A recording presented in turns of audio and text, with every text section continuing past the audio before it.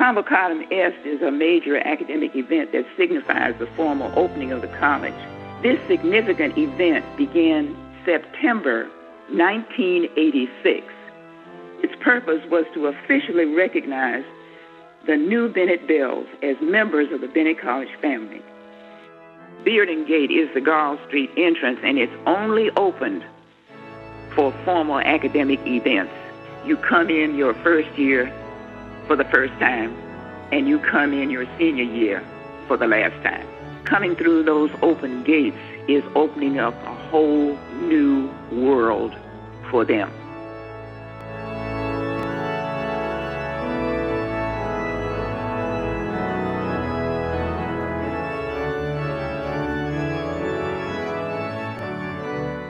Wearing white dresses for designated special events is critical to the development of togetherness. Everybody has on white. That's a mutual connection, a unifying characteristic of that particular community, be it first-year students or be it the entire student body at Founders Day. When they first come to the college, they are recognized individually, one by one. At graduation, they're recognized one by one. They're officially welcomed by the president of the college. They witness their signature in the college register. And it further signifies that from this day forward, we as a family are responsible for each other.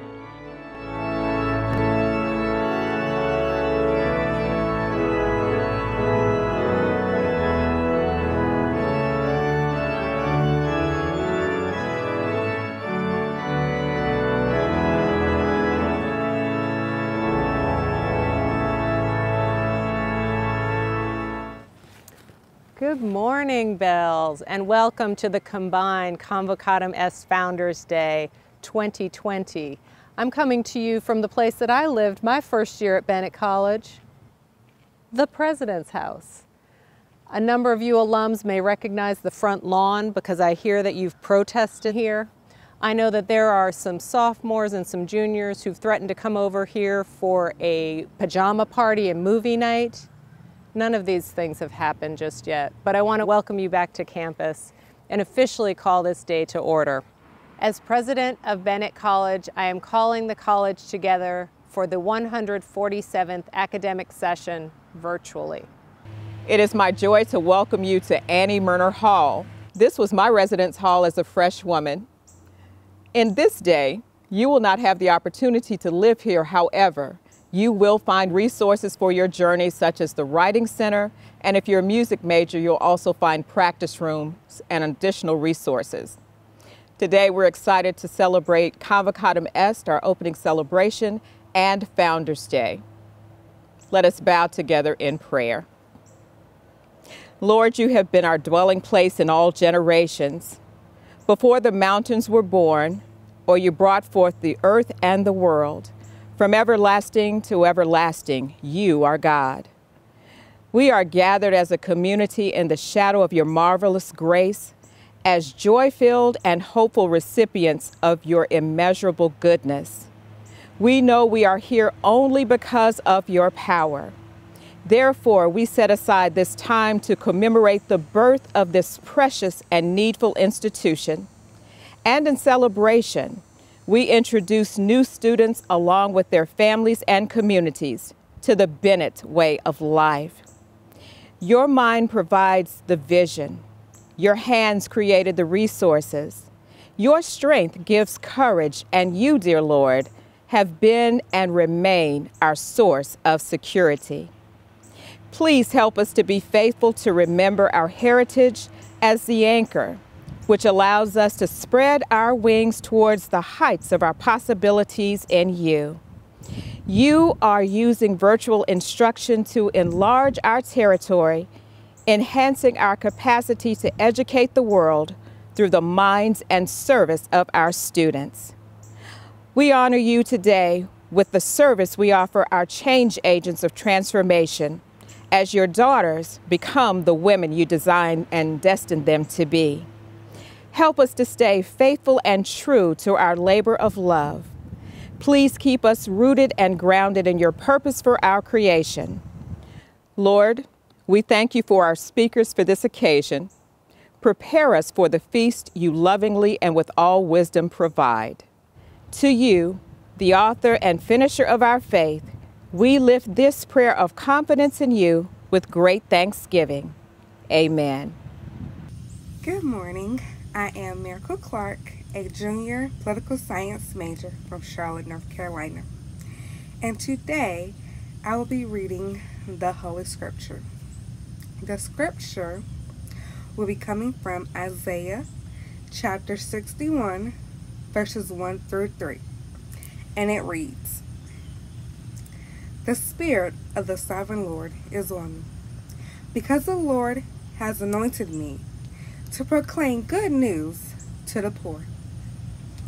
He has sent me to bind up the brokenhearted, to proclaim freedom for the captives and release from darkness for the prisoners, to proclaim the year of the Lord's favor and the day of vengeance of our God, to comfort all who mourn and provide for those who grieve in Zion, to bestow on them a crown of beauty instead of ashes, the oil of joy instead of mourning, and a garment of praise instead of a spirit of despair.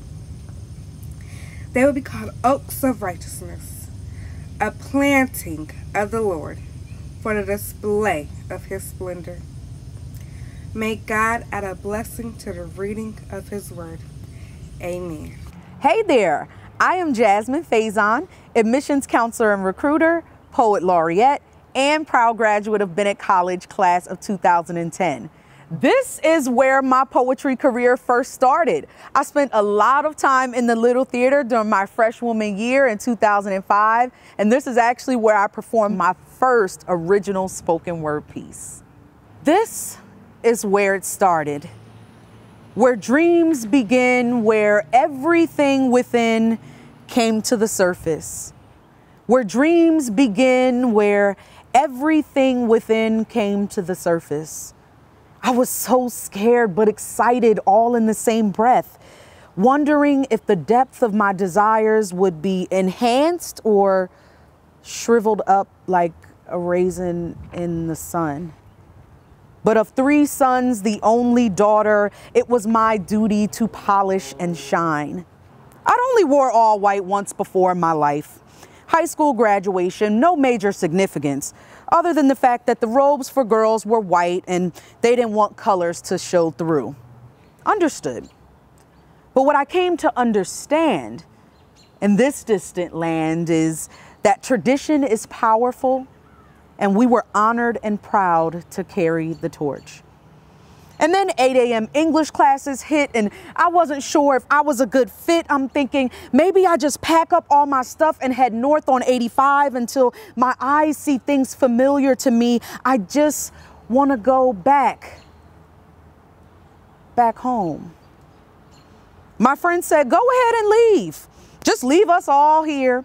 Our fearless Miss Freshwoman who swore she had nothing to fear. Go ahead and never return, but I promise you, you'll be back. Because this is where you belong. This is your home." Home? Home. And the rest, well, it's all history now. But you, my new Bennett sisters, you now wear the crown. You are the next chapter. Your laughter and joy is what keeps this grass green.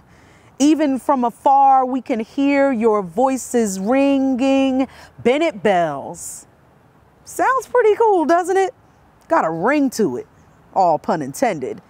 But your attendance is what makes this beautiful cycle never ending, never bending to the rules society says we must follow. You are the change makers. You are the opportunity takers. You are the fashionistas, the intellects, the creatives, the movers and shakers, the bold, the brilliant, the beautiful, the unmatched. No cap, all facts. This is where you belong. This is your home. And she'll be right here waiting for you when the time comes. For now, and for always. Welcome, my Bennett sisters. Welcome home. Good morning. I bring you greetings on behalf of my colleagues, the faculty of Bennett College.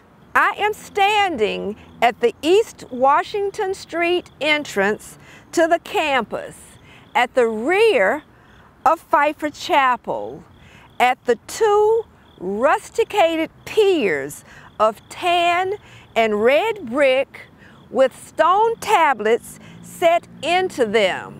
Perseverantia omnia vincit, 1920. This, at one point, was the main entrance to the campus, and these were apparently the gates of the former front gate that those entering our campus saw daily. Perseverance conquers all. Perseverance is the ability to keep doing something in spite of obstacles. People who persevere show steadfastness in doing something despite how hard it is or how long it takes to reach the goal.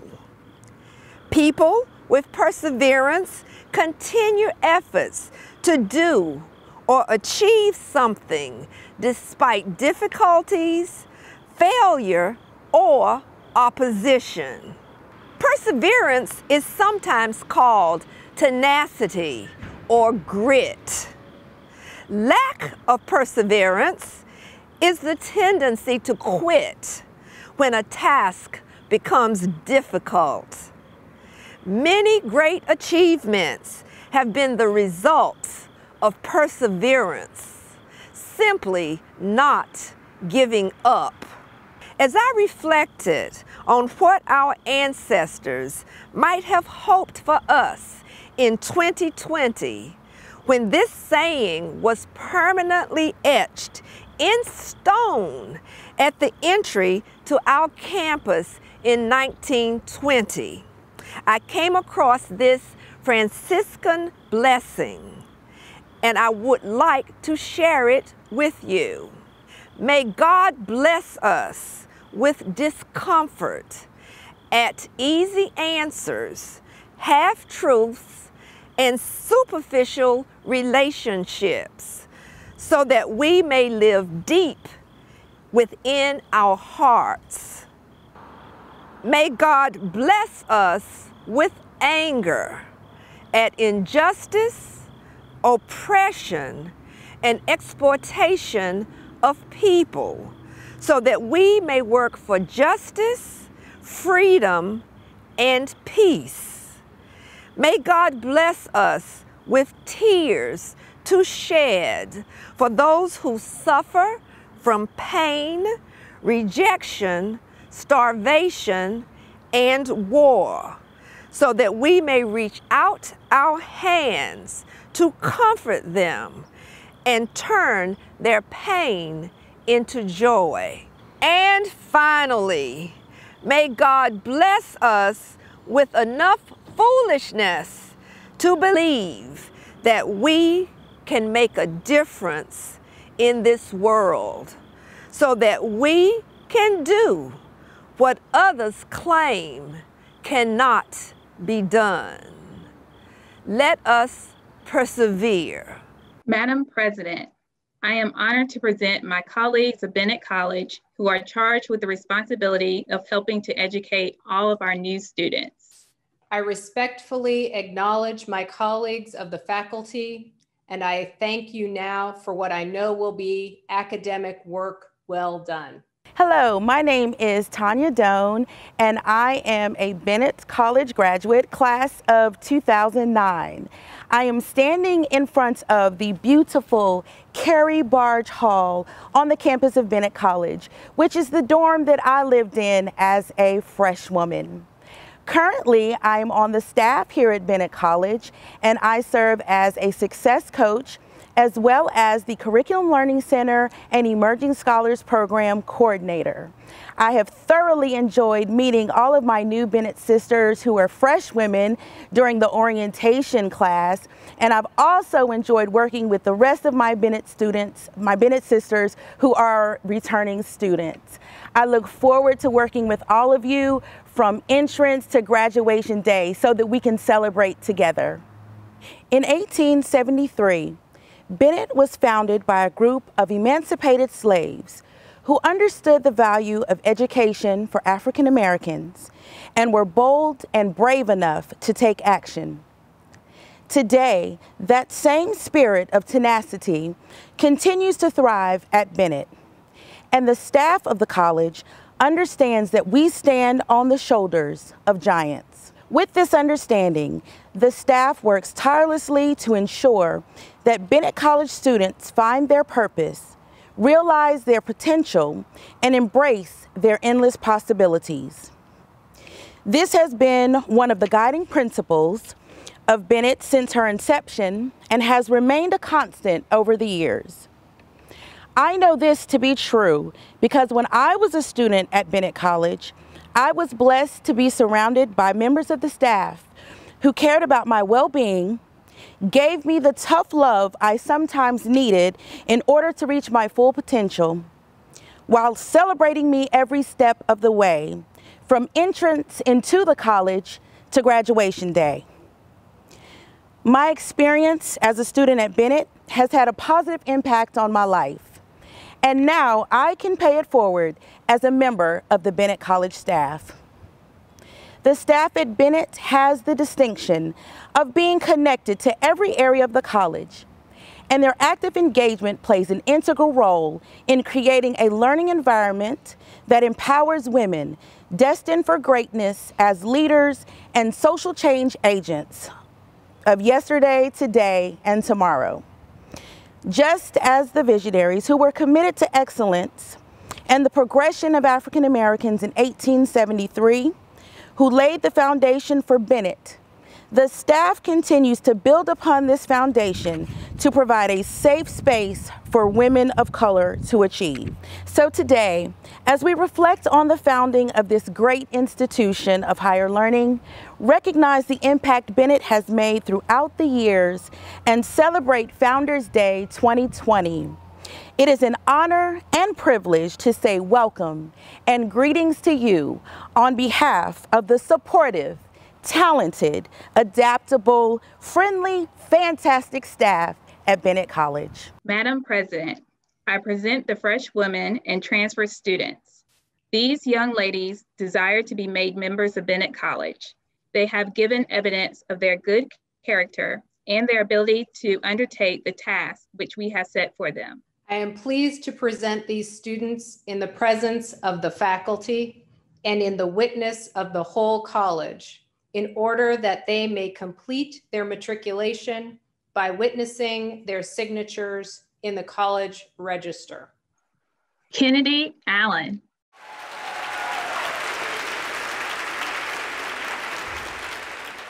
Jacinia Andrews.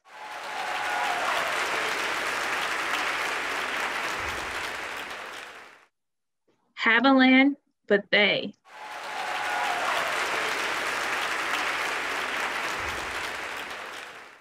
Asata Blount.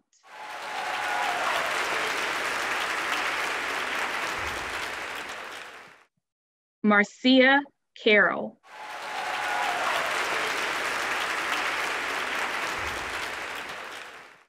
Tamaya Clay.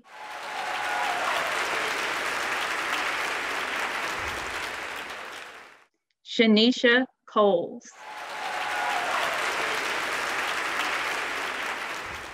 Cheyenne Colvin.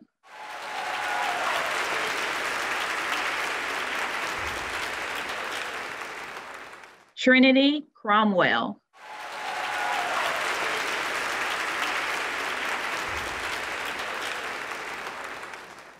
Ayana Dalton.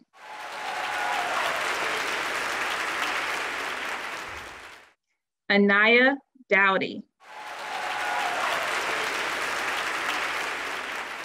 Tamaya Fields.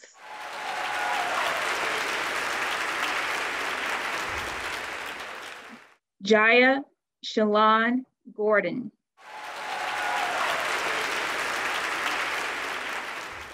Samaya Green. Aaliyah Green.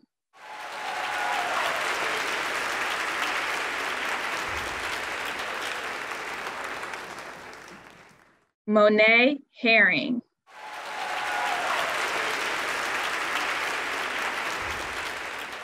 Samantha Hunt.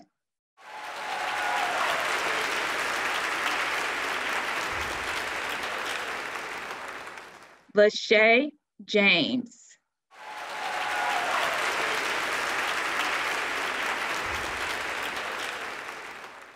Deasia Jones.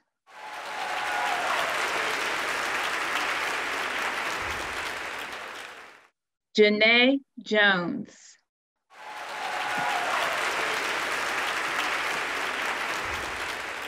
Zakiah Jones Walker.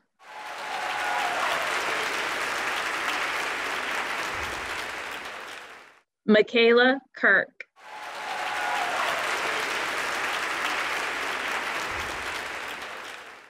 Nia Levy.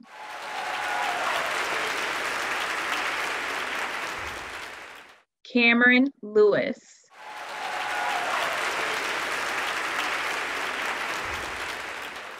Sarah Mason. Jaya Miller. Eris Moyd. Lejeanne Mudrow Newton.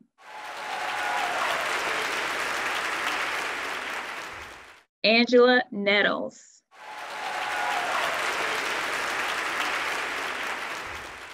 Brooklyn Nichols. Tio Onadeji.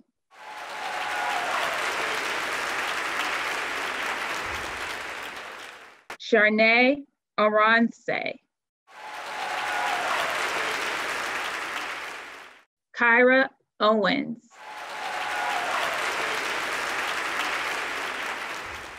Jessica Parks.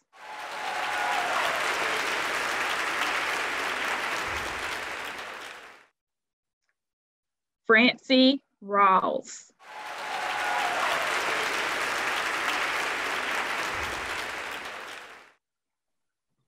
Monteria Reeves.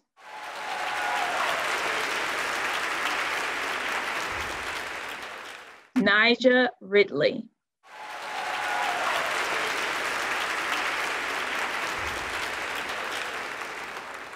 Zadasia Rivers.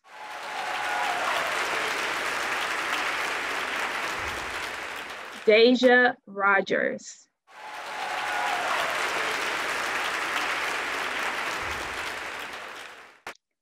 Linda Simmons.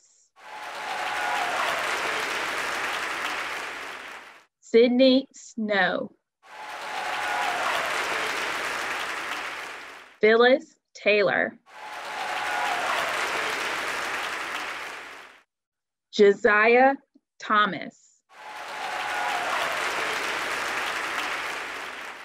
Nakiah Thompson.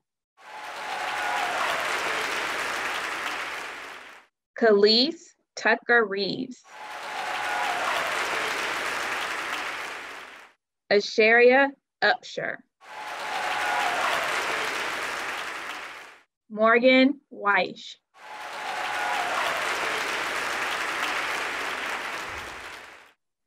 Congratulations, Bennett Bell. Thank you.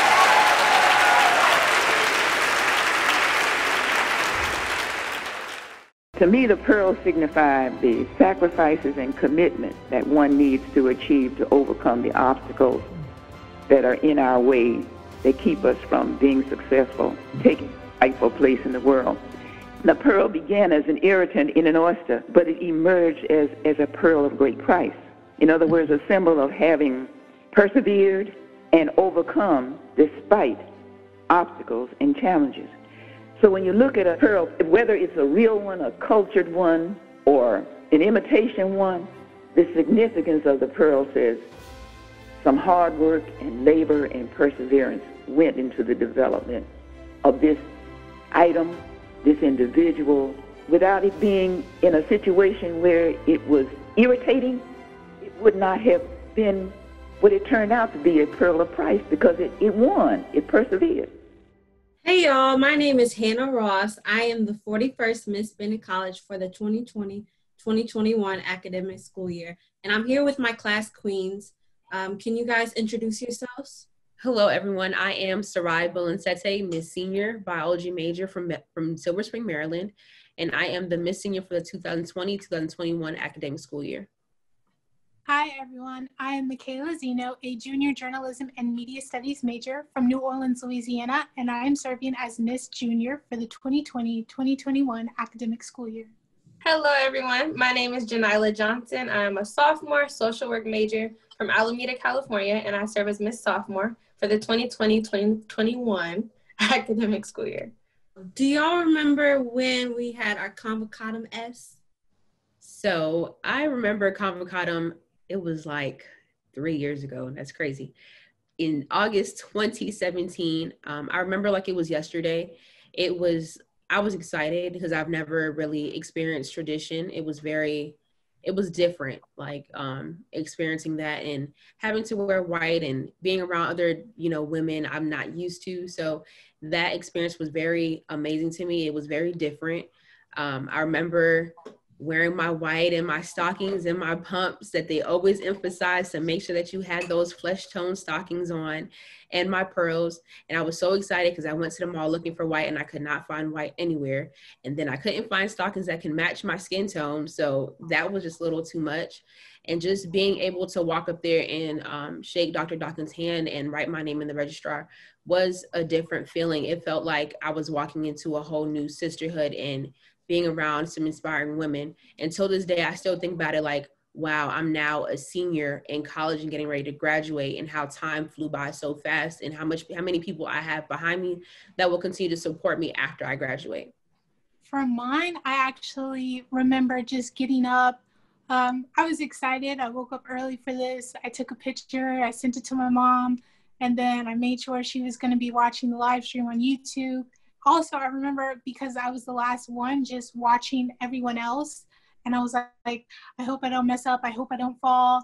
And then watching everyone else and seeing them get through it with the breeze, it put me at ease. So when I went, it was just a wave of relief went over me. I was like really excited. Finally got to put my name down. And it was just an overwhelming feeling.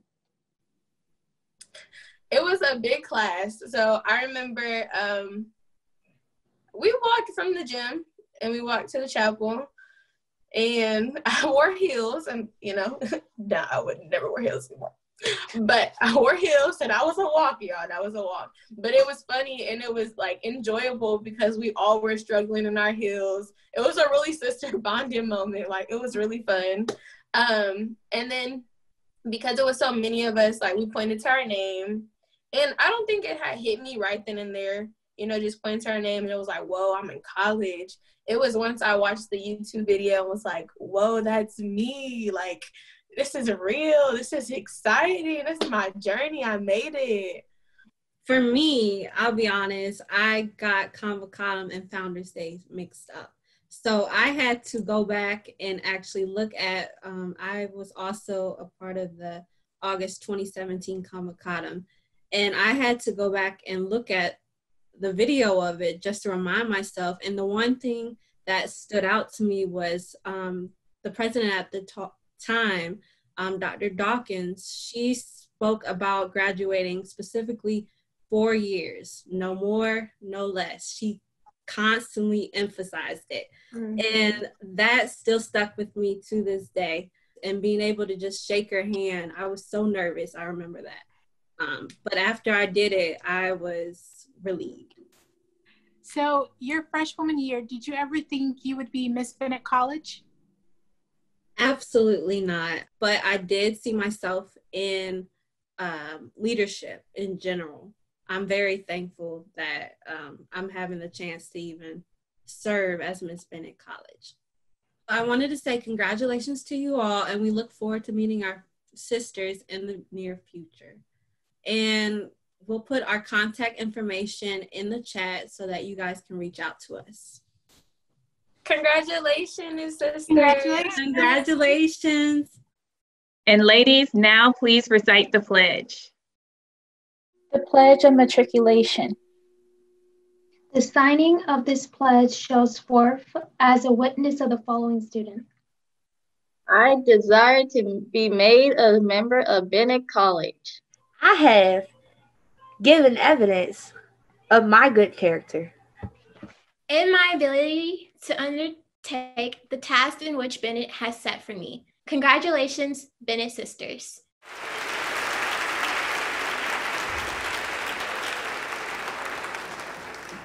President Walsh, distinguished guests, faculty, staff, friends of the college, and most especially the phenomenally awesome Bennett Bells. What an incredible honor it is to virtually join you today and to share Bennett College's tradition of matriculation and the institution's founding during these turbulent, challenging pandemic times, and to bring greetings from the United States House of Representatives, 54 members of the Congressional Black Caucus, and residents of North Carolina's 12th Congressional District. I retired from this fine institution after 40 years of teaching and still marvel when I think of those 4 decades on this campus and the incredible young women I had the privilege of teaching. As a young Black girl walking the ghetto streets of Newark, New Jersey, today, I'm able to walk the halls of Congress because throughout 3 decades of public service, I was taught, like each of you, to use every opportunity as a stepping stone. I first registered to vote in high school at 18 because I saw opportunity in the power of the ballot. As you embark upon new beginnings here at Bennett College, young women, give thanks for the founders whose vision, bold and cutting at a time in history in 1873, when the possibility of educating African Americans was neither popular nor expected. Acknowledge the struggle and the sacrifice, because without them, there could be no progress. In all probability, when the evidence showed something else, the courageous founders of this institution believed in spite of the evidence. So during these times of COVID-19, believe in your possibilities in spite of the evidence and never relinquish the power you already have. 147 years after its founding, Bennett College continues to mold and shape her students into phenomenal leaders, citizens for tomorrow's world who understand civic responsibility, women who know that civic responsibility is inextricably tied to social justice, to civil and human rights. Women who know that voting does matter, and when Bennett women vote, things change. Ladies, Bennett's bar has already been set for you. Don't get in your own way so that you can continue to be heard. And remember Emerson, who once said that most of the shadows in one's lifetime come from standing in one's own sunshine. Bennett Bells, you are voting bells, and you cannot afford to stand in your own sunshine, and you must not allow anybody else to block your view. God bless you, and God bless Bennett College. Since its beginning, Bennett College students have fought to fulfill the promises of equality set forth in the 14th Amendment of the Constitution of the United States.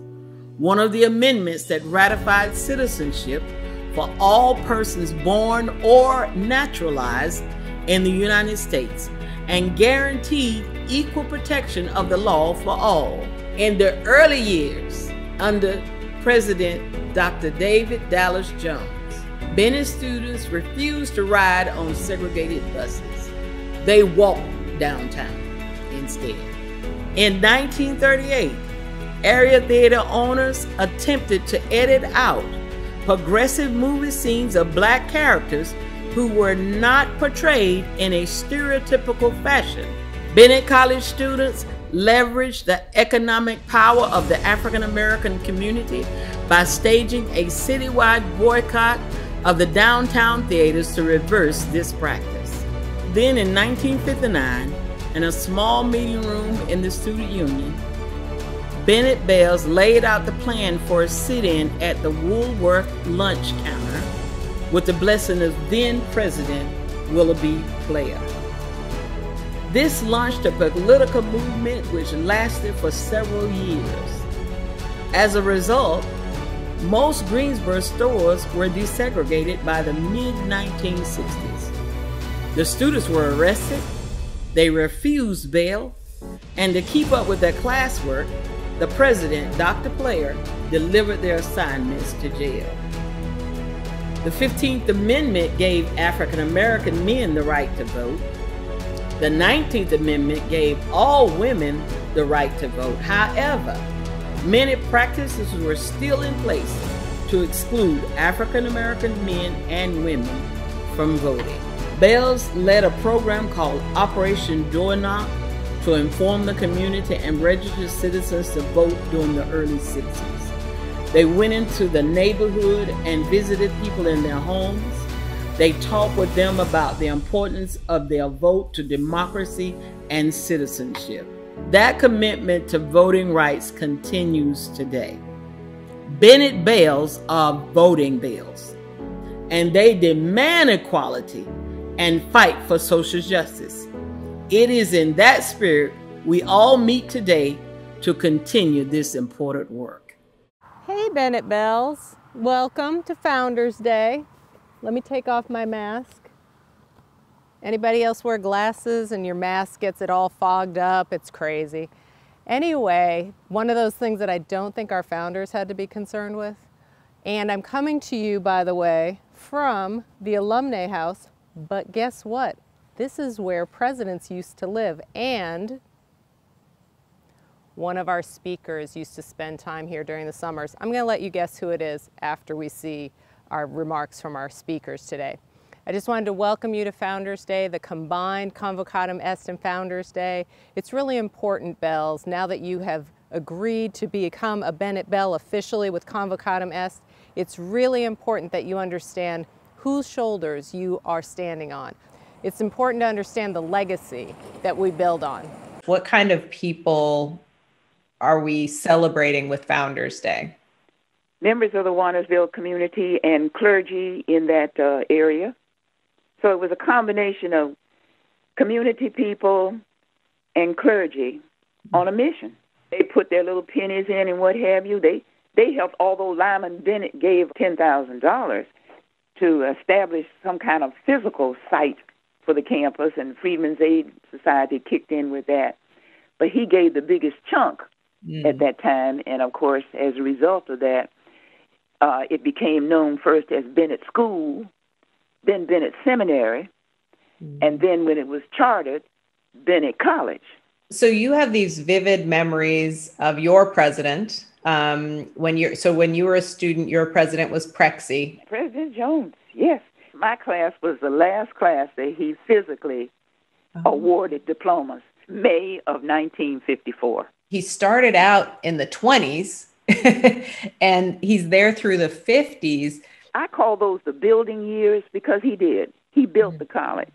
When he first came, there were 10 students, and that was 1926, and the first graduating class, 1930. And from that point on, as they phased out the high school and the men in that good old baseball and football team that we had that played with leather helmets, he knew every student by name. He would drop little gems of who you are, where you are, and what you need to do. He was, I would say, a visionary, and surrounded himself with people who were looking forward to the development of the college. And, of course, one of those main people were the Pfeiffers. Prexy set an example as far as I was concerned, of people looking forward, but remembering from whence you came and the people who got you where you are today. As chair of the Bennett College Board of Trustees, it is my pleasure to welcome you to Bennett College's first virtual Convocatum Est and Founders Day. When I arrived at Bennett College in 1967, I stayed here at Carey Barge Hall. Today, we're elated to welcome our speakers, Dr. Martha Jones, daughter of President David Dallas Jones, and Yvette Dion. Our board is excited as well to have this dynamic woman to lead Bennett College during a time of transformation, President Suzanne Walsh. We thank you, President Walsh.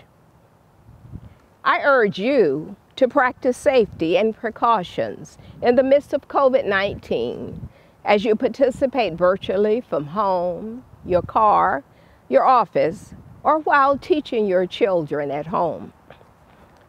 Our Board of Trustees made a decision this summer to make the health of Bennett College students our priority and offer academic studies virtually.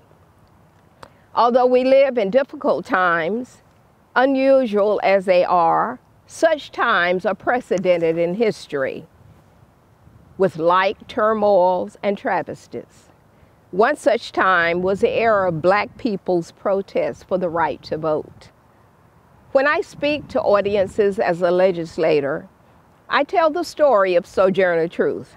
At a women's convention in Ohio in 1820, she urged white men to afford the right to vote to women, white women, not Black women. Sojourner gave a speech many of us recite effortless called, "Ain't I a Woman?" My favorite verses are, if women want any rights more than they's got, why don't they just take them and not be talking about it? If the first woman God ever made was strong enough to turn the world upside down all alone, these women ought to be able to turn it back and get it right side up again. Women have the reputation of turning the world right side up, like the Bennett women in the 1930s who sat in at the Carolina Theater. And yes, Bennett women sat in with A&T in the 1960 sit-ins. Women can and women do. That's what Bennett teaches and expects. Now is the time for Bennett women who are voting bells and women across the country to vote. Voting is our constitutional right. When we fail to vote, we allow others to exercise their rights against us. My mother died at the age of 97 last year after voting at each opportunity since 1965. With my vote, I honor my mother, my grandmother who started schools in Georgia, and my great-grandmother, a Sioux Indian sold into slavery in her own country. You too must honor women and men who fought, and now you must fight with your vote to change America. God bless you. Good morning, Bennett College students. I would like to welcome you to this Founders Day and Convocatum Est. We're so happy to have you, new students, with us today. O God, who art the source and ground of all, creator and preserver of life. Upon this day, we turn to thee in gratitude. Thou hast made us one nation out of many people and are teaching us to live together by creative sharing as in one family. For these gifts, we turn to thee in gratitude. Upon this day of memory, we are refreshed by the thought of those who, in a dark hour, founded this college, founded it with faith in youth and faith in thee, that in this place learning and wisdom might increase from year to year. For the founders and early friends, we turn to thee in gratitude. For the wisdom of those who in a later day directed this college by the light of thee, leading and dedicating it to the cause of women's education. To thee and them we turn today in gratitude. For all trustees, friends, and donors who by gifts of love and earthly substance have enriched this institution, enlarging both its borders and its usefulness. For donors who walk better than they knew, we turn to thee in gratitude. For all architects and builders, and for all who have serviced these buildings, making them beautiful within. For every person among thee, we turn to thee in gratitude. For all officers and teachers who have lit the lamp of learning in the lives of youth and made this a place of gracious living. For these in their devotion to ideal ends, we give thee our gratitude. For our fellow students who weave us into the web of human affection by friendships, true and lovely in the glad life of the Bennett family. With grateful hearts of each of them, we turn to thee, great friend, in gratitude. We pray that in the unknown future, that as the unknown future comes upon us, may it find us not unworthy. God makes us worthy of the future, O light of life. Down all our pathways leading, we give ourselves to thee in gratitude. Amen. I'm Sandria Williamson, and I bring you greetings from our Lord and Savior, Jesus Christ. I give him honor and glory. I know from the picture it may look like I'm coming from the West, and I am in a way. I'm coming to you from Northwest Greensboro, and I'm happy to bring you greetings from the Western North Carolina Conference and the Northern Piedmont District of the United Methodist Church, and from the United Methodist Women, who I serve as president. You know, we are connected and committed to Bennett, and we have been for a really long time. Our connections are deep and long-lasting, and I wish you well. As many know, Bennett started in a Methodist church right here in Greensboro and has received funding from Methodist women from at least since 1886. Today, Bennett is one of our national mission institutions, and we gladly offer our financial and our spiritual support in as many ways as possible. I want to congratulate Bennett on its recent success during the Bennett Giving Day when you earned over $200,000. I know that was more than was projected at the beginning of the campaign, and it was my pleasure to send out the message to as many women in Western North Carolina as I possibly could. And we stood strong with Bennett then. We're glad to supply whatever funding that we can. We're so happy that Bennett allows us to support them, and we'll continue to do so. For Methodists, Bennett is a part of us. You are in our hearts and in our prayers. We proudly stand with Bennett now and in the future for as long as any of us can possibly see. I wish you a wonderful convocation and a really great year. My name is Natalie Renee Parker, class of 2001, and I am the president of the Bennett College National Alumni Association. In August of 1997, more than 200 phenomenal women and I donned the grounds of Bennett College for the first time. It's where we learn to recite the Bell's Creed, and that creed righteously ends with, "Whatever I can envision, I can achieve." What makes that phrase so amazing and so powerful is the declaration that the future begins with vision.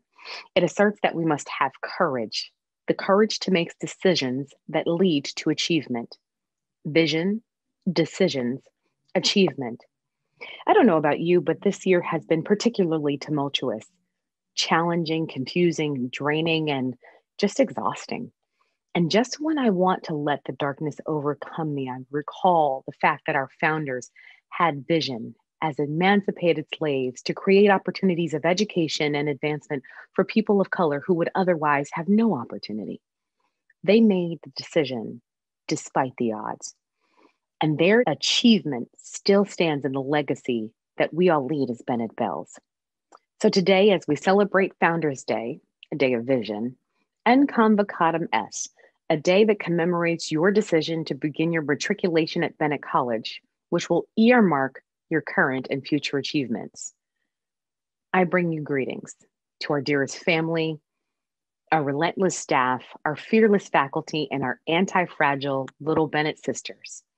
I bring you greetings of love, hope, and joy from more than 7,000 alumni across the globe who continue to have vision for Bennett College.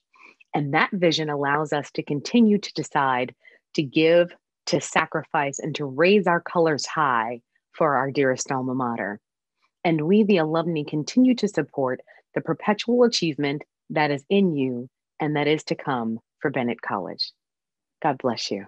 Hi, my name is Sasha King. I'm a 2018 graduate. I was a vocals performance major. I spent a lot of my time in this chapel performing with the choir as well as performing as a solo vocalist because I was a vocal performance major. So many performances I have sung with the choir, including Convocatum Est, as well as Founders Day. So today I will be performing Great is Thy Faithfulness for you. Great is thy faithfulness, O God, my Father. There is no shadows of turning with thee. Thou changes not, thy compassion, it fails not, as thou hast been, thou forever wilt be. Summer and winter, springtime and the harvest, sun, moon, and stars in their courses above, they join with all nature in manifold witness to thy great faithfulness, mercy, and love. Great is thy faithfulness, great is thy faithfulness. For morning by morning, new mercies I see, and all I have needed, God's hand hath already provided. Great is thy faithfulness, O God, unto me. There is pardon for sin, and he gives a peace that endureth. Thine own dear presence to cheer and to guide, your strength for today, and you are bright hope for my every tomorrow. Blessings all mine, with 10,000 beside. Great is thy faithfulness, Great is thy faithfulness, for morning by morning, new mercies I see, and all I have needed, God's hand hath already provided.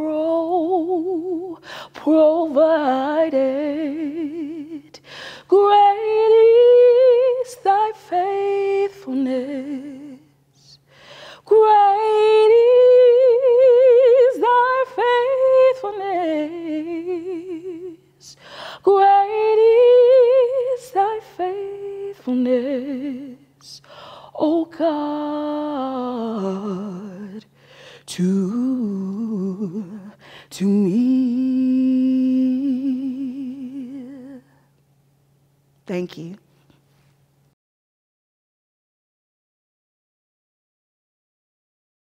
Ooh, I'm going to give everybody just a moment to just take that all in. That is one of our alumna. I mean, standing ovation. I see it in the chats right now. What a powerful, powerful moment. Thanks to all of you for joining us today. I'm about to be joined here on camera by our special guests today. I am delighted that for our keynote conversation, we are joined by two amazing, powerful Black women. You all are just in for a treat. We are joined by Yvette Dion. What? Yes, we are. She is a journalist, pop culture critic, and magazine editor. She is the National Book Award nominated author of Lifting as We Climb, Black Women's Battle for the Ballot Box. And she currently serves as the editor-in-chief of one of my favorite magazines, Bitch Media.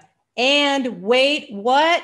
Bennett Bell Class of 2012. Hello, Yvette Dion. Could you join me on camera? Hello. Yay. What? Okay, she's going to come off mute in a second, everybody. Just hold the excitement, because what? Drum roll, please. We are also joined today by the one, the only Professor Dr. Yes, Martha S. Jones. She is the Society of Black Alumni Presidential Professor and Professor of History at the Johns Hopkins University.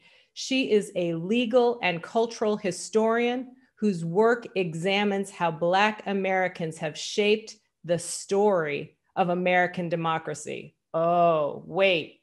Also, she is the granddaughter of the one, the only Prexy, David Dallas Jones. Ladies and gentlemen, joining us on the screen, Dr. Martha Jones. Yay! So these two women both have amazing books right now out on the market. I know you're all going to get them.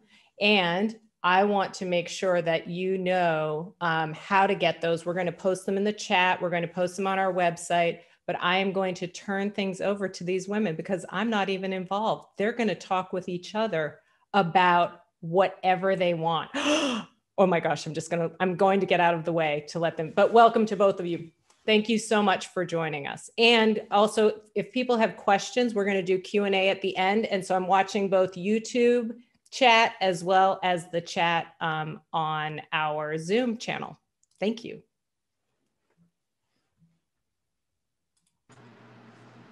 Hello. Hello. I don't know. I cannot hear Dr. Jones. How are you today? Hi, Dr. Jones. How are you? I am fine. I'm so happy to be with you. I was thinking we have seen each other on Twitter. We have talked to one another in the DMs, but here we are finally together. And it's really what an honor for me. So thank you for sharing this afternoon with me. It's an honor for me. I always say that I feel like our books are like the young adult version and the adult version of talking about Black women's suffrage. So I'm just honored, and I'm honored to do it for Bennett.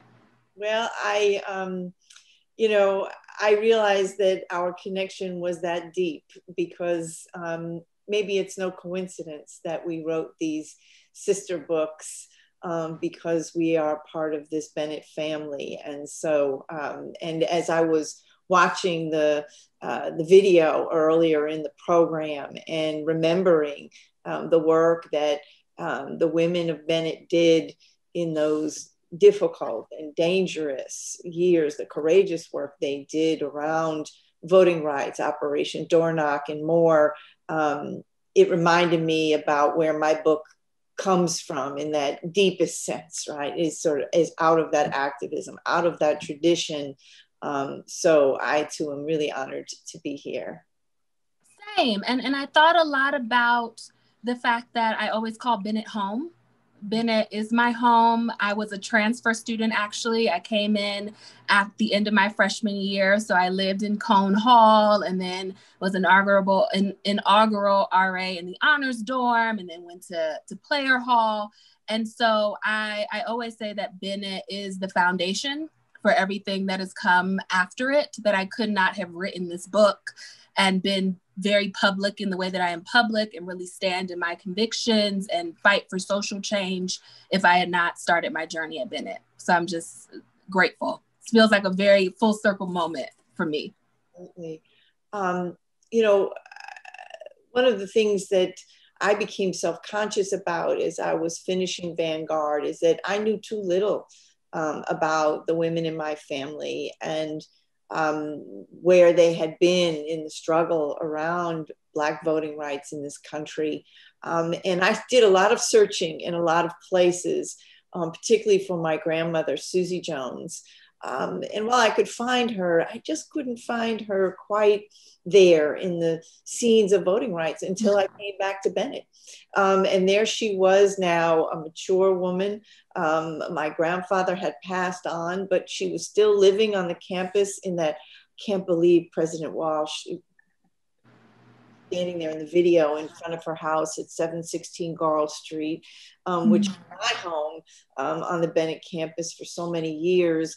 But she gave an oral history interview in 1978, and she talked about Operation Door Knock and the Bennett women who went into the community, making sure folks were registered, accompanying them to the polls and more. The word she used was thrilling. And it was the first time I encountered someone in my research really conveying that feeling of how thrilling it was after so many generations of discrimination, after so many generations of disfranchisement, to be, in a sense, leading Greensboro, the Bennett campus, and more into that sunlight. I use the word thrilling all the time now, but it's really her word for what that felt like. And I know you must have encountered women in your research who also had such strong emotions connected with those moments when they are finally able to vote. Absolutely. I would say the person who really stuck with me after I had written the book and that I want to go revisit is, of course, Fannie Lou Hamer, because she encountered so much discrimination in her quest to learn how to vote, which she learned about in church, that it was something that was even a possibility for her. And so for her to be run off her land and to be beaten, and she developed a disability because of what happened to her in a prison in Mississippi, for her to be able to go to the 1968 Democratic National Convention and speak so candidly about the experiences that she and her cohort of organizers and activists had as they attempted to register to vote and push forward in trying to register other people in their communities, particularly in the South, to vote. I think a lot about what she would think about this moment, in that we made a lot of progress in terms of getting the Voting Rights Act in 1965 and have now slid considerably backward in terms of people having access to the ballot box, what would she say? How would she organize? We already really have a blueprint because of the work that has already been done. So I think a lot about trying to channel her and being really unafraid in the face of rampant oppression. I could not imagine trying to get a right and being run off my land and having my children and my husband shot at for attempting to exercise a right that is guaranteed to all citizens of the United States. Just the idea of that is scary. And so the fact that she was willing to persevere through that and push through and encourage other people to do it as well, she just becomes almost like a North Star for me in my own work, both when I was researching this book and afterward. Yeah, I write about Fannie Lou Hamer too, and she's critical to understanding how long this struggle is, the price that Black women pay for being out front in the struggle for voting rights.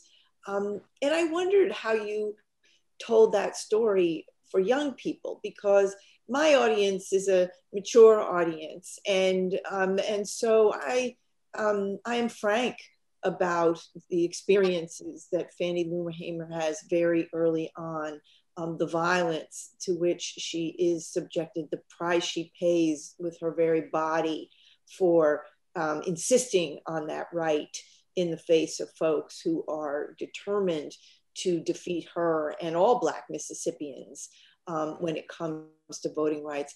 How did you think about that when you were anticipating young readers? Because I'm not sure how I would tell that story. Maybe you just told it exactly the same way. I don't know. Well, I'm fortunate in that I used to be an educator. So I used to teach an 8th grade social justice class.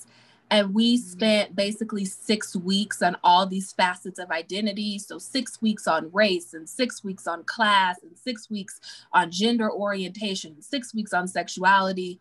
And what I learned from that experience is that we underestimate children and we underestimate young people.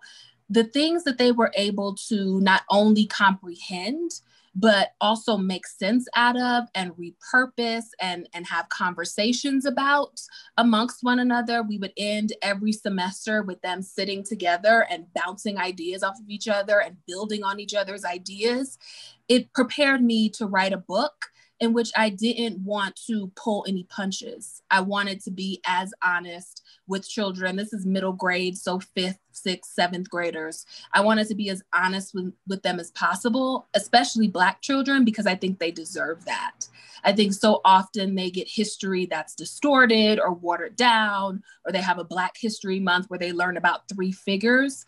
I wanted to give them the opportunity to learn history as it is from the beginning. So by the time you get to 7th grade, you know Fannie Lou Hamer, or you know Ida B. Wells Barnett, or you know whomever you come across in my book, in your book as well, and that you allow them to become almost like a guiding light for you in your own work and in your own life. That was what I felt that I was called to do with this book. And so I pushed back a lot on my editors who were trying to kind of tamper it down and say that kids can handle it. And we need to believe that and know that and give them the real history. One of the things I imagine is on a lot of people's minds is the candidacy of Senator Kamala Harris.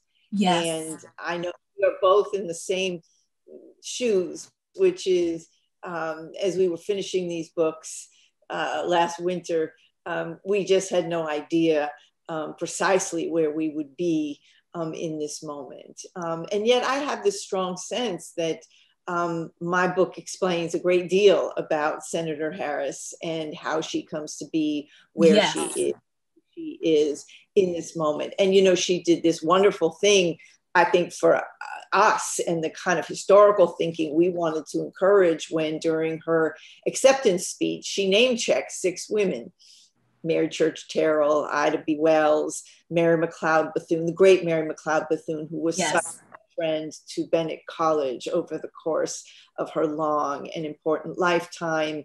But Diane Nash, Fannie Lou Hamer, and Constance Baker Motley, and people were tweeting at me saying, "Did you write the speech?" And I certainly did not. But I know the history. And I wonder what your reaction was when you realized that Senator Harris, who said, right, "I stand on the shoulders of great women." And she credited her own mother, of course, and then went on to name check these women.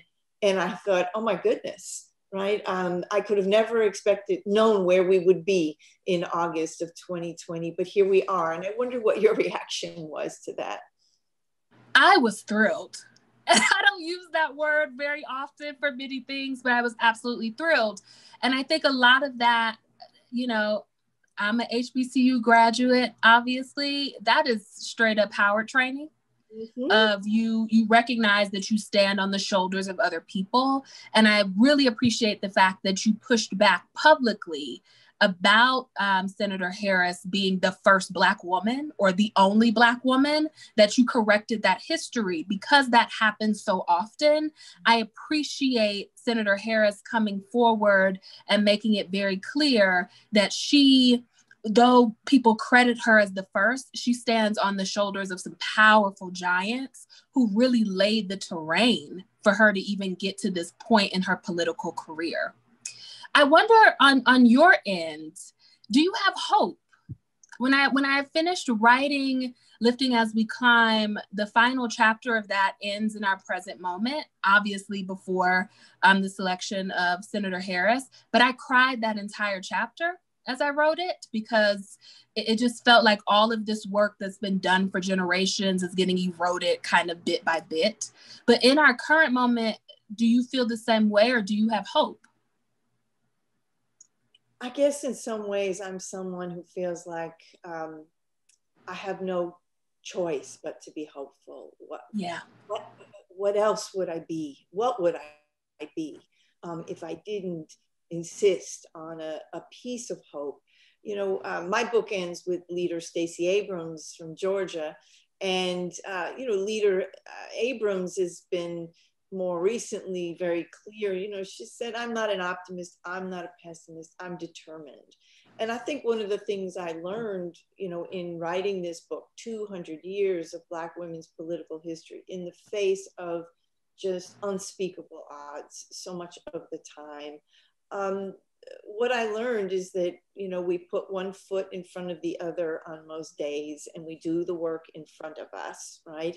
And that for many of the women I write about, nothing was promised. And some of the luminaries, an Ida B. Wells, a Mary Church Terrell, a Mary McLeod Bethune, these are women whose lives are not so long that they see the passage of the Voting Rights Act. And yet they were not discouraged. They knew that they were in this politics game for the long haul, and they were tilling the soil, laying the foundation, showing us the way so that we would continue the work. I gave a talk the other night with a group at the National Civil Rights Museum, and I spoke with Dr. Noelle Trent there. And Dr. Trent asked me a question that I think captures where I come down on this question.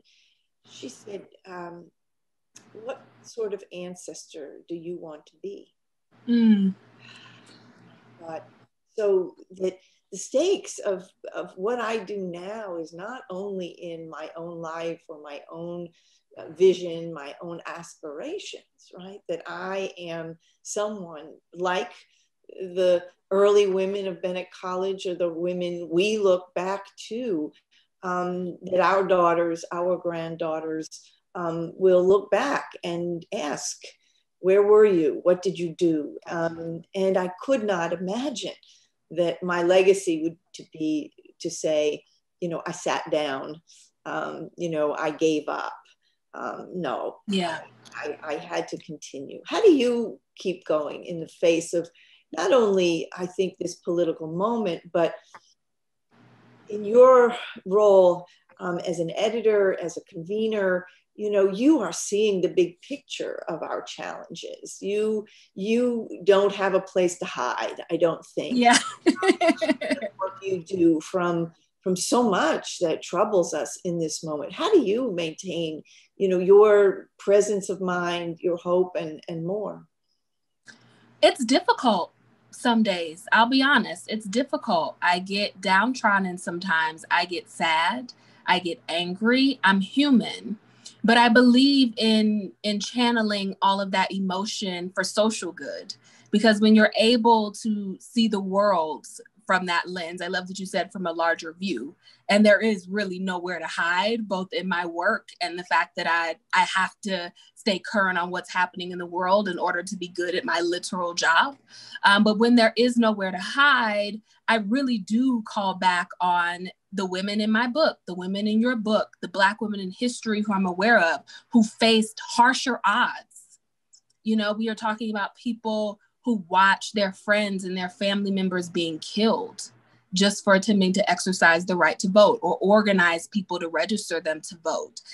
I can't give up because they didn't give up. And so I give myself permission to feel, of course, because I am human. And if you stuff those emotions down, they come out in all sorts of ways. So I give myself permission to be human. And then I think about, how do I channel this in a way that encourages social good and social change? And I also think about the fact that so often we are fighting for things that we will not live to see, but that I want to leave behind a world that is better for the women in my own family, for my nieces, for my future daughters, if I am to have them, for the younger women who come into my orbit, both at Bennett and outside of it, who ask me, you know, how do you deal with everyone having an opinion about your opinion? Those sorts of things. I think about, as you said, like gardening, you know, laying down roots so that other people can continue to grow on that foundation, even if I don't live to see it. Well, for those who are out there listening, if you don't follow Yvette Dion on social media, including her Twitter feed, I really recommend it, because there are also days when you just come on and come out, and you know, I'm someone who hasn't put on a pair of shoes in 8 months, but you are still in your closet, and that joy, right? That I take that to be a kind of insistence on joy, on beauty, and you remind me I need to get out of my sweatpants and my slippers, which is what I'm wearing most days, and I need to remind myself and create my own moments of joy and beauty. And I think you're so generous, because you share that with us very openly, very publicly on some days. Yeah, well, I say that joy is our birthright. You know, we've been through so much as a people, as Black people, as Black women. We come from a lineage of people who have just endured so much, given that we're owed joy. And it's up to us to cultivate it in our individual lives, and then in our communities and among our friend groups. But if we don't give ourselves joy, nobody else will. Nobody else sees it as our birthright. So we have to claim it and express it. I need to work on that. So I really— It's hard. It is hard. It's hard.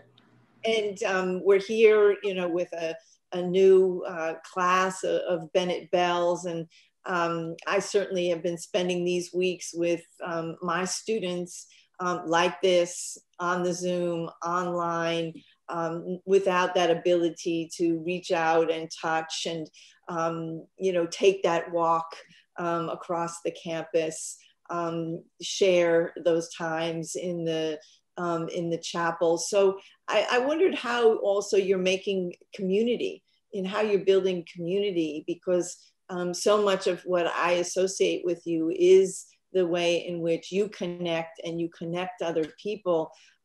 Is social media a place where you're still able to do that, even though we're not able to get to all the spaces and places that we would otherwise be? Yes and no. I have a awkward relationship with social media. I often say that I'm tweeting to myself, and if it resonates with other people, then it does. But because so often that is coupled with harassment or expectations, I really find community offline. I think that so often just being, I call it very online, can sometimes be harmful to my own mental and emotional health. And so I cultivate community a lot offline. I'm really close to a very small group of women. We talk every day. We have group chats. You know, we FaceTime once a week. We very much stick to a schedule of being in communication. And then I'm also really close to my family. I think that when you have a really small circle of people who are encouraging you and sharpening you, and you can lean on them and they can lean on you, that is so often the best way to navigate a moment like this, where we are so disconnected because of the pandemic.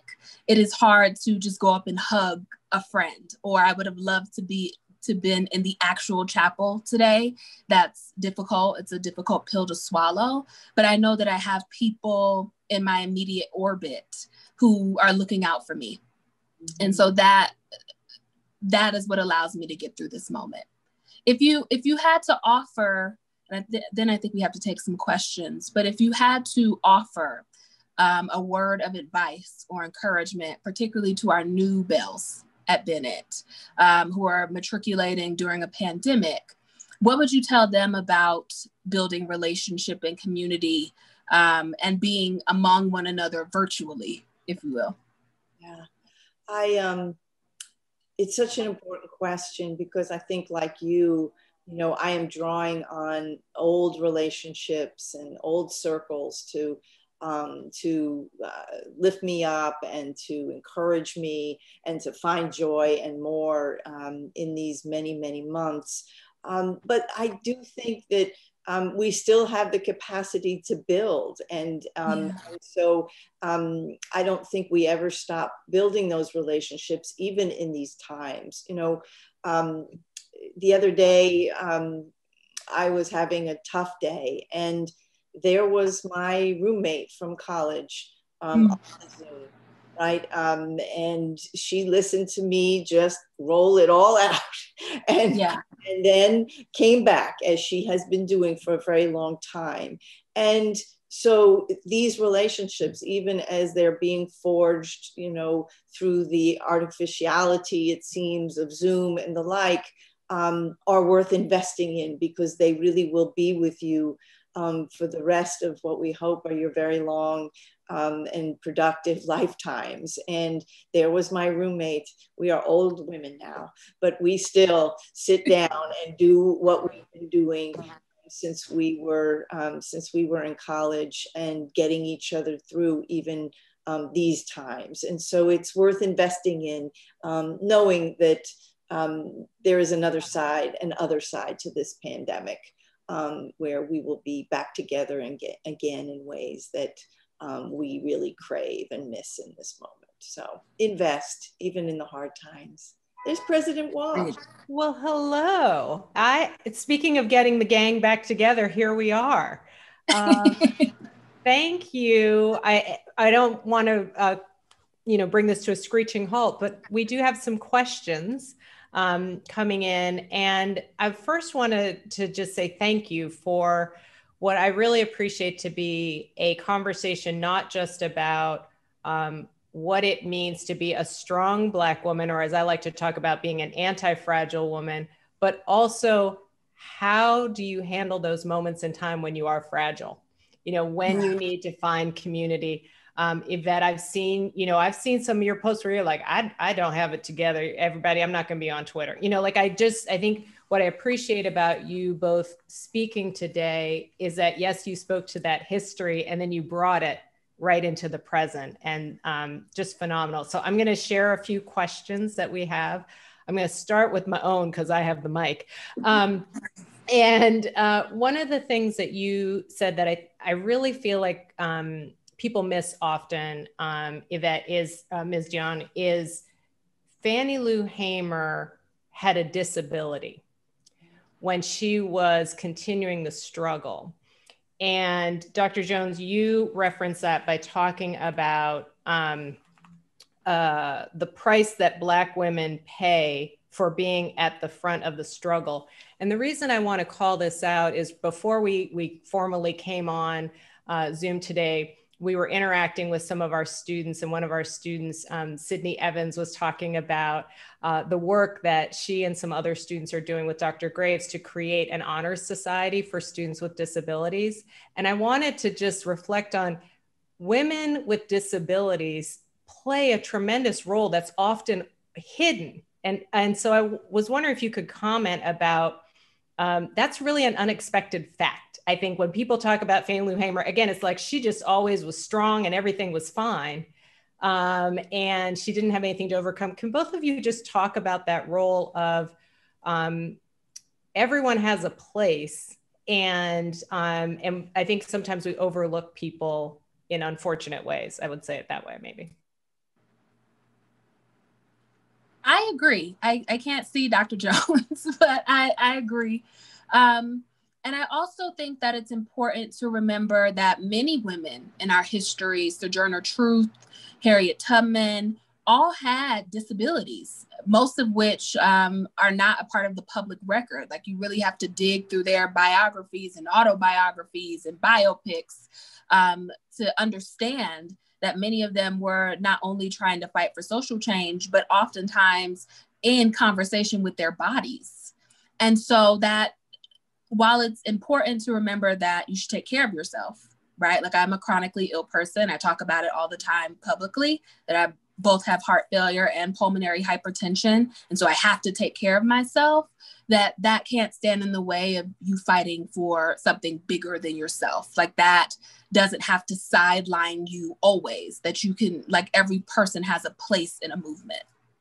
And in this point, Yvette Dion is really speaking, I think, about a new facet of our history that is being uncovered as we are gathered here. Historian Dr. Stephanie Evans at Georgia State University is in the midst of a project about Black women activists and self-care, and discovering that many of the sheroes who we caricature, right, as strong Black women. They are strong, but they are also women who have incorporated into their lives, many of them, a set of practices that ensure that they are caring for themselves. She has circulated these wonderful images of Rosa Parks, who across the long span of her life practiced yoga. And just that alone, I think, is an image that opens up a great deal of space for us to talk about our health, our well-being, our challenges, our self-care, and much more. It's such an important space. I love that. Okay, let's see. Dr. Wilson has a question. What would you say to the two North Carolina superintendent candidates about what they need to do to diversify and put the truth of women of color in the curriculum for public schools? What a challenging question given where we are at the national level, but.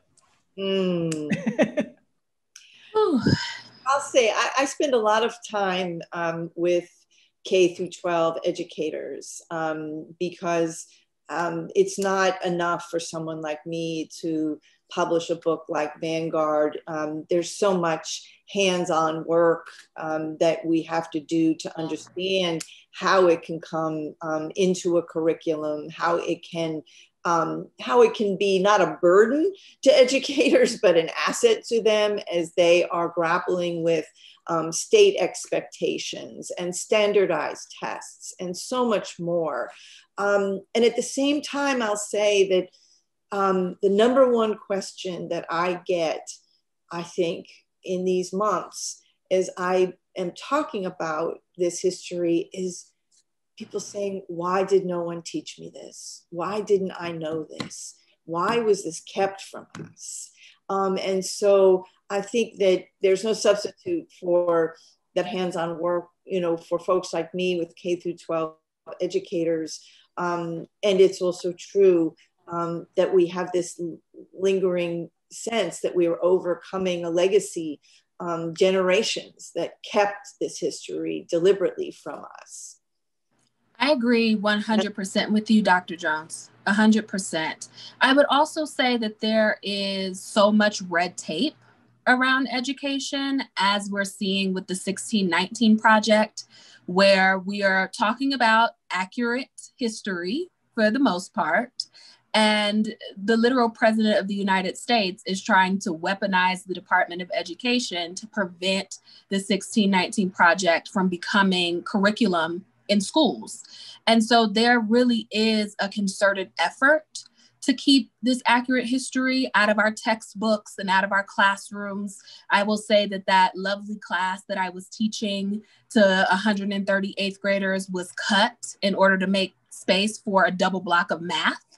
And so because there is so much red tape around that, it really is on teachers' unions, really, to go to bat for students to learn curriculum that is accurate and that speaks to their history, that empowers them, that tells them that they come from this lineage of people who are committed to making the world more equitable and less hostile for people from marginalized communities.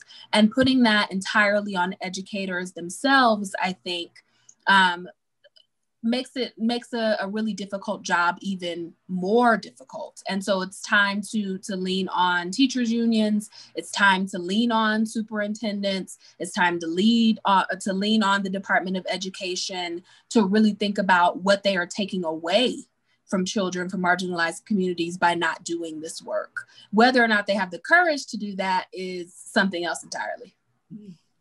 Well, and to build on that, one of our students, Sydney Evans, had a question for you, Ms. Deanna, about when you were teaching social justice to your 8th grade students, were they able to grasp the concepts?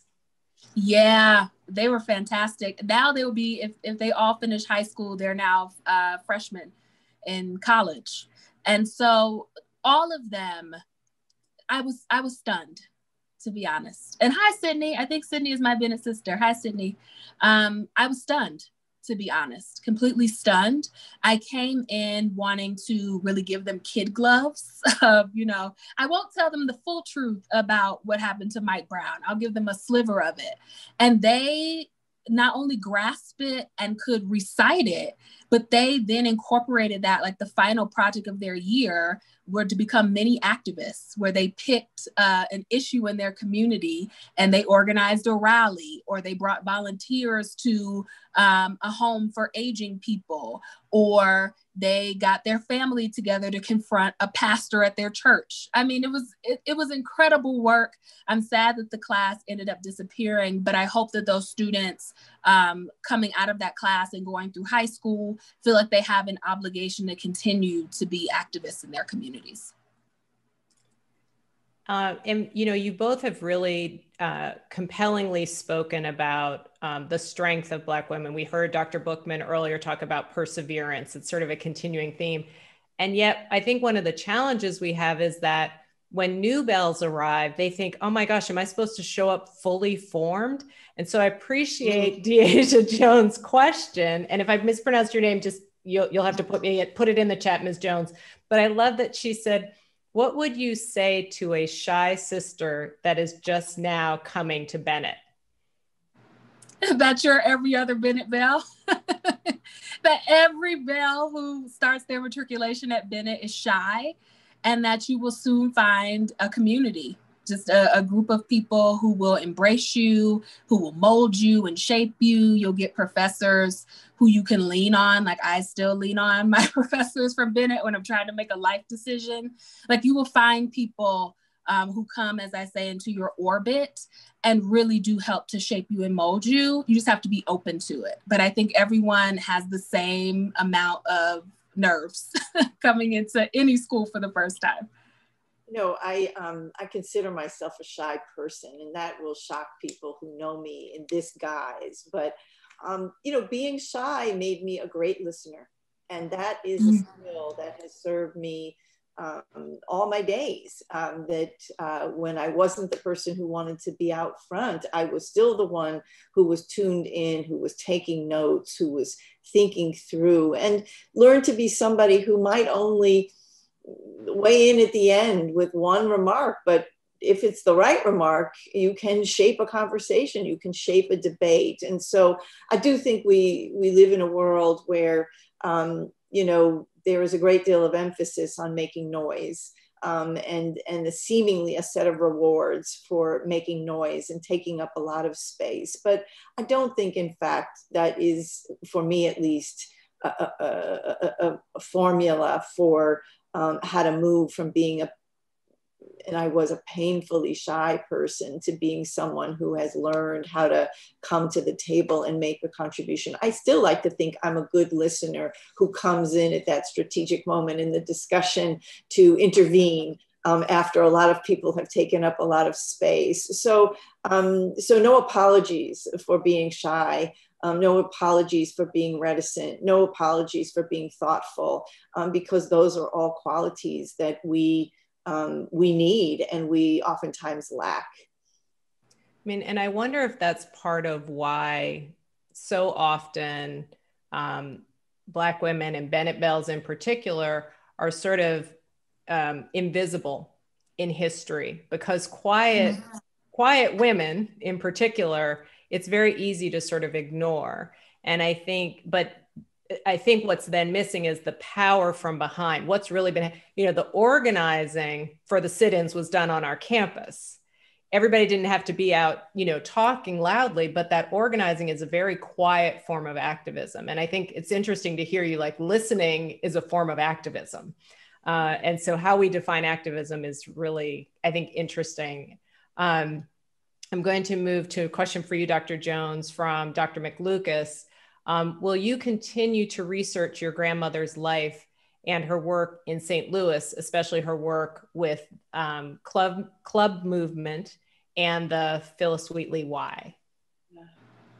Well, thank you for that question and for giving me the opening to talk about what I'm working on now, which it does indeed turn on the lives of the women in my family. My grandmother, Susie Jones, her mother, Fannie Miller Williams, and that is a family that I have been able to trace back many generations.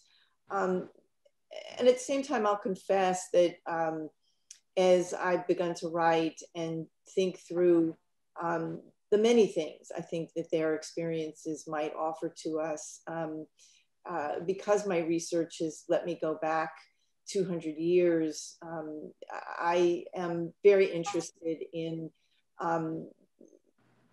picking up their lives in order to help us think through the legacy of slavery, the legacy of sexual violence. All the women in my family were marked in their own way by that history, and yet in each generation grappled with it in very different and distinct ways. So I will be coming back to these women who were, yes, activists, each in their own way, deeply engaged with their communities, but also wrestled, I think, with a great deal of the legacy of the histories that we continue to wrestle with until today. And so I hope that that approach to Fannie Williams and Susie Jones and others will also be illuminating for us. So thank you so much for the question. And Ms. Dion, what are you working on these days? A lot that I can't talk about yet, but some other book projects and kind of screen stuff too, like TV, movie stuff, that hopefully will be announced soon. But I think no matter what I work on, I really stay in the realm of helping Black women step into history and excavating their histories and telling the truth about the work that they have done and really moving them to the forefront. And Dr. Gibson has a question for both of you. Along with voting, what are the other ways we can participate in the political process to create change? One of the things that I really admire about the women of Vanguard, the women of Lifting as We Climb, is that they never misunderstand politics as reducible to the vote, though the vote is critical and it is something for which they struggle. The women I write about are thinkers. They are political philosophers. They are organizers and activists. They are lobbyists who work the back rooms of whether it's St. Louis, Missouri or Washington, D.C. I think part of what distinguishes Black women's politics and careers across a long swath of political history is that willingness to pivot and move and do the work that needs to be done.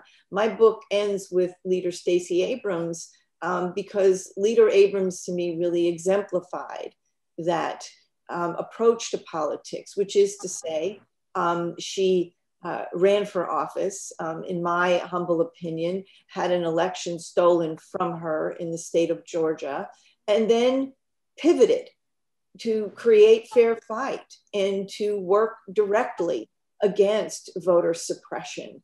And that is, I think, precisely one of the lessons I hope people will take from Vanguard, is that Mary McLeod Bethune is disenfranchised in Florida by organized, vicious Klan violence that is rampant in her state. She doesn't sit down. She comes to Washington. She establishes the National Council of Negro Women, wins the attention of Franklin Roosevelt, and helps him build that Black cabinet, and wields important influence throughout the federal government in critical years, even as she herself cannot go home to Florida and cast a ballot. And so this, I think, is the lesson when we drill into the lives of these women, is that yes, the vote, but politics is a great deal more than that. And there is always, always work to do.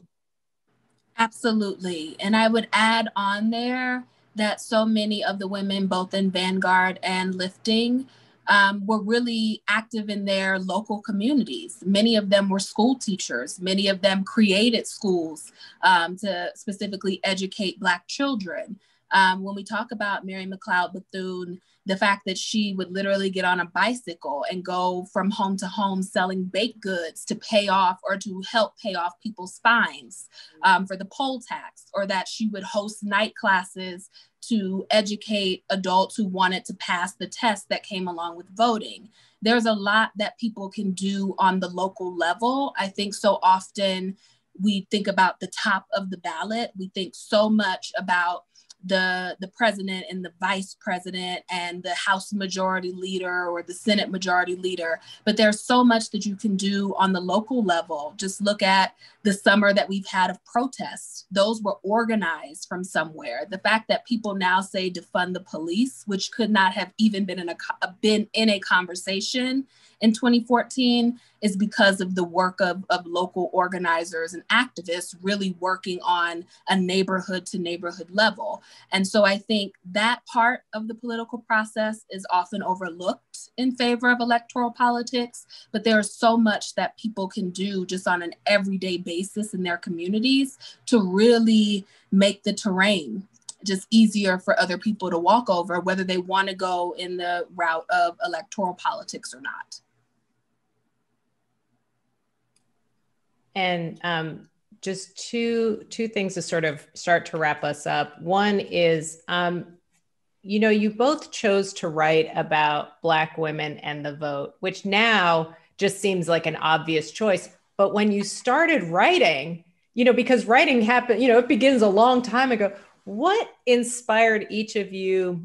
When did you start writing your books? And then what inspired you to do that? Because again, when it was prescient in many ways. I mean, you could not have anticipated, or maybe you did, where we would be today. But could you just talk about that? Because at that time that you started writing, I don't think voting and Black women in voting was a very hot topic when you started writing. Oh, that doesn't hurt me at all as a historian of Black women's politics. I know, I should really work on my questions. This is why I know all the faculty are like, this is why we don't let her talk to the public. She doesn't know how to ask anything in a classy way. But you're not wrong. And then even among Black women's historians, I don't think that the history of voting rights, it was a very current or hot question a few years ago when I started to think about this book. But what I knew, and I suspect Yvette Dion did too, was that in 2020, we would be marking 100 years since the 19th Amendment. In my case, there had been proposed in New York City's Central Park a monument to the early suffragists that included two figures, two white women, Elizabeth Cady Stanton and Susan Anthony. And I nearly lost my mind because I thought we are in trouble if we need to do our work and do it well, or these sorts of projects will continue the erasure and more of Black women. Now, that monument, after a very spirited dust up, was amended to include the great Sojourner Truth. And I applaud that. And so we did have the ability to influence how this year was going to play out. But I just knew that there were too many folks who I would meet would say, oh, Black women didn't get the vote? You know, oh, I didn't know about that.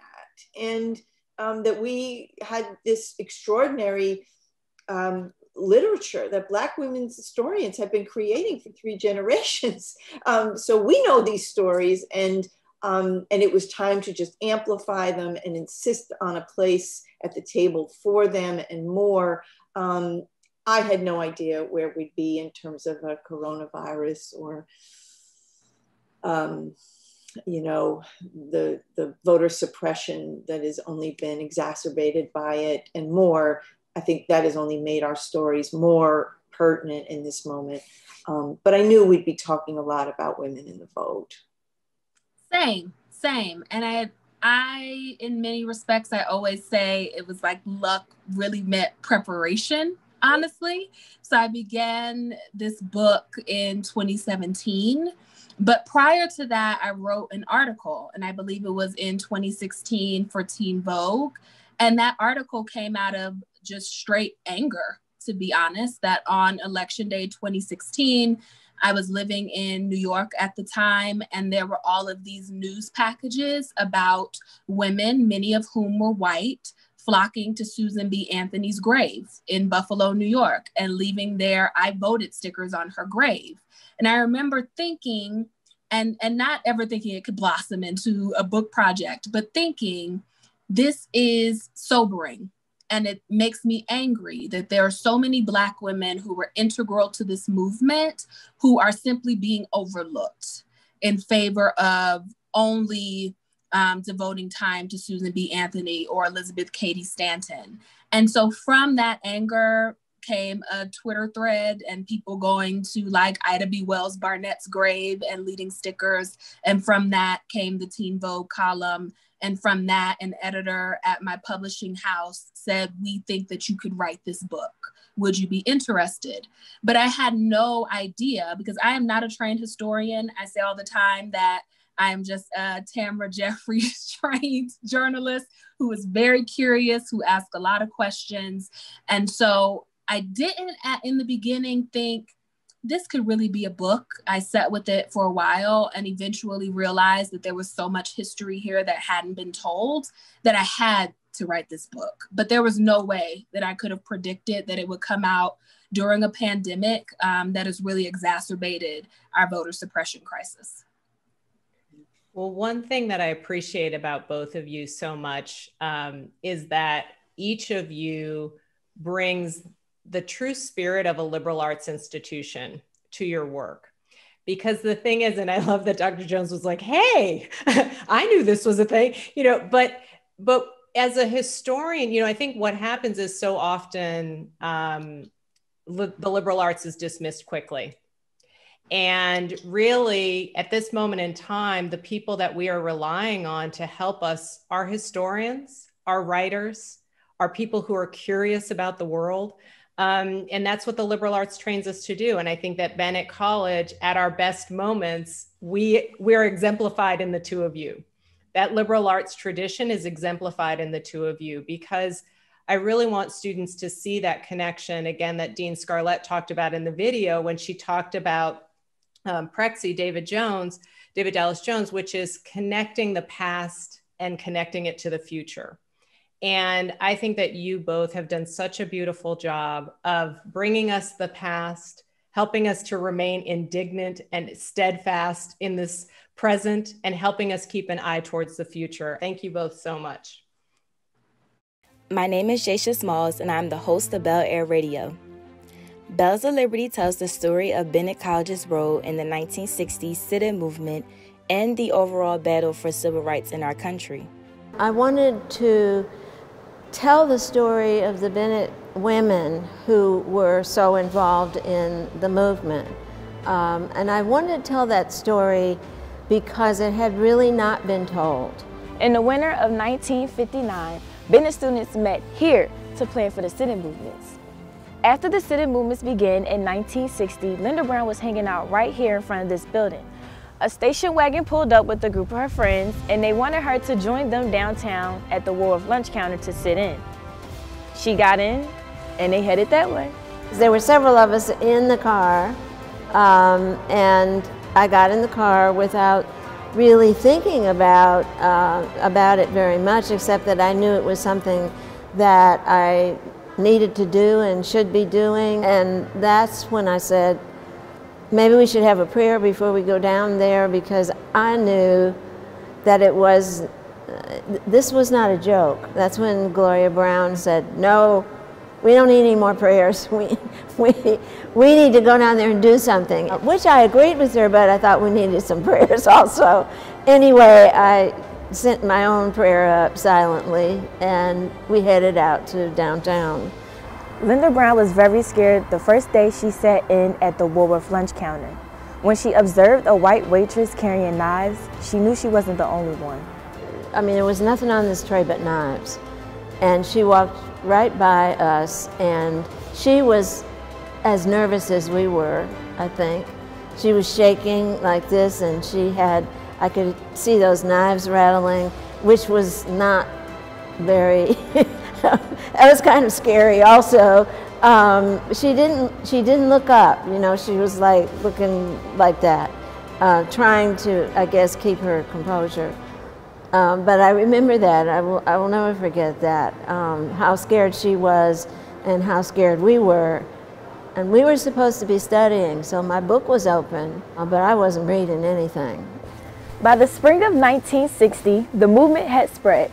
Students started picketing in front of the Crest 5 and Dime store and many other area businesses.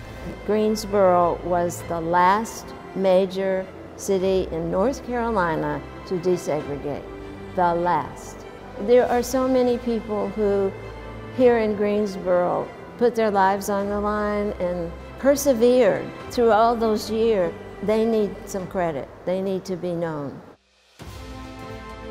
Today, we commemorate the 60th anniversary of the sit-in movement and all the Bennett Bells who made this major civil rights victory a reality.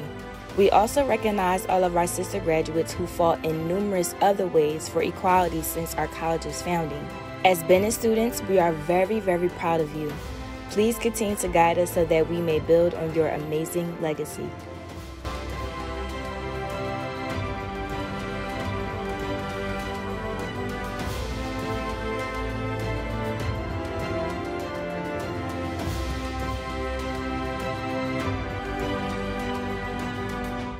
If everyone would please rise in body or spirit for the singing of our alma mater.